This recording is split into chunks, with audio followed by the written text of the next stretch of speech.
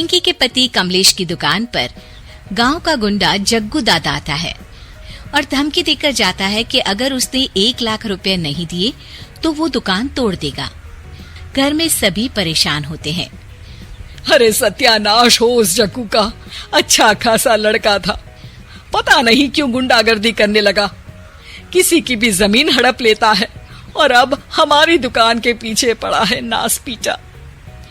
मेरे तो कुछ भी समझ में नहीं आ रहा कि मैं क्या करूं। अरे बेटा, मैं तो कह रही हूं कि 1 लाख रुपए दे दो और छुट्टी पाओ इस जग्गू दादा से।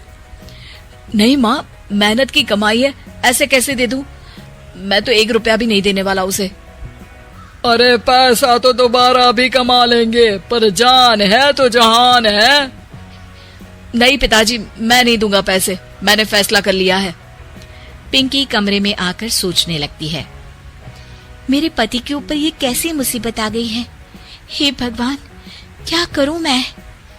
तभी उसे जादुई पत्थर से आवाज सुनाई देती है, दन दना दन दन दन दन, जो चाहे वो तू बन। अरे हाँ, मैं भी कितनी भुलक्कड़ हूँ, मेरे पास तो जादुई पत्थर है, पर मैं क्या करूं? जग्गू दादा तो बहुत बड़ा गुंडा है, उसका सामना मैं कैसे कर पाऊंगी?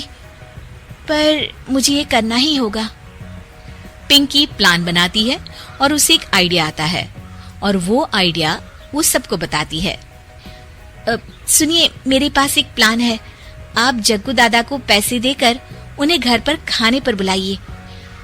सब ये सुनकर दंग रह जाते हैं। लो और सुनो, अरे वो तुम्हारे दूर के चाचा नहीं है जिसको खाने पर बुलाया जाए, जग्गू दादा है, इस गांव में सबसे अमीर और 1 नंबर का गुंडा। ओफो सासू माँ, मैं जो कह रही हूँ वो करके तो देखिए। मैं आपको यकीन दिलाती हूँ कि कल के बाद जग्गू दादा हमें कभी परेशान नहीं करेगा। पिंकी के कहने पर कमलेश जग्गू दादा को रुपए देता है और उसे अपने घर खाने पर बुलाता है। अरे भाई, मानना पड़ेगा कमलेश, काफी तरक्की कर लिया तुमने। 1 लाख रुपए तो बड़ा ही कम डोनेशन था। जग्गू दादा सोफे पर बैठता है और सबसे मिलने लगता है। अरे भाई, लता मौसी ठीक तो हो ना? सुना है घुटने में बहुत दर्द रहता है। हाँ बेटा, पर तुझे कैसे पता चला? अरे जग्गू दादा सारे गांव की खोज खबर रखता है, और वैसे भी मेरी माँ और आप तो बचपन की सहेलियां थी ना, तो आप तो हमारी मौसी हुई। मौसी कहकर 1 लाख रुपए का चूना लगा रहा है कमबख्त। तभी बेल बजती है और कमलेश दरवाजा खोलता है तो सब दंग रह जाते हैं। अरे एमपी साहब, आप आइए आइए, आप कमलेश को कैसे जानते हैं? अरे भाई, कमलेश हमारे बड़े ही अच्छे मित्र हैं और मैंने सुना है कि आप इनकी दुकान हड़पना चाहते हैं, इनसे चंदा भी मांगते हैं आप। अरे एमपी जी, वो तो बस थोड़ा धंधे में मंदी चल रही थी तो गांव वालों से थोड़ी मदद मांग ली। देखो जग्गू दादा, होंगे दादा तुम अपने घर के, ये हमारे पहचान के लोग हैं, इनके साथ तुमने कुछ भी उल्टा सीधा किया तो सीधा जेल में डाल देंगे, समझे? फिर वहां बाकी कैदियों से चंदा मांगते फिरोगे क्या? जग्गू घबरा जाता है और वहां से जाने लगता है। जी जी एमपी जी, समझ गए, हम चलते हैं, हमें माफ कर दो कमलेश बाबू।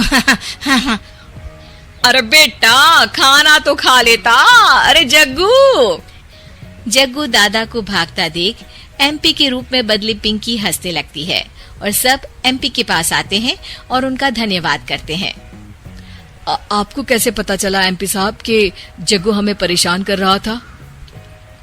आपकी बहू पिंकी है ना, बड़ी ही समझदार है, वो मेरे ऑफिस आई और मुझसे मदद मांगी। क्या पिंकी ने यह सब किया? पिंकी अपने रूप में वापस आ रही होती है। अच्छा, मैं चलता हूँ, मेरा मतलब है। अरे ऐसे कैसे, आप बिना खाना खाए नहीं जा सकते, आइए आइए। नहीं नहीं, फिर कभी मुझे जाने दीजिए। पिंकी भागती है। अरे इन्हें किस बात की जल्दी थी? लगता है कोई इम्पोर्टेंट मीटिंग होगी माँ। हाँ भाई, बड़े लोग हैं, दिन में कुछ ना कुछ चलता ही रहता है। लेकिन भगवान का शुक्र है कि आज बहू की वजह से सब सही हो गया। पर बहू है कहाँ?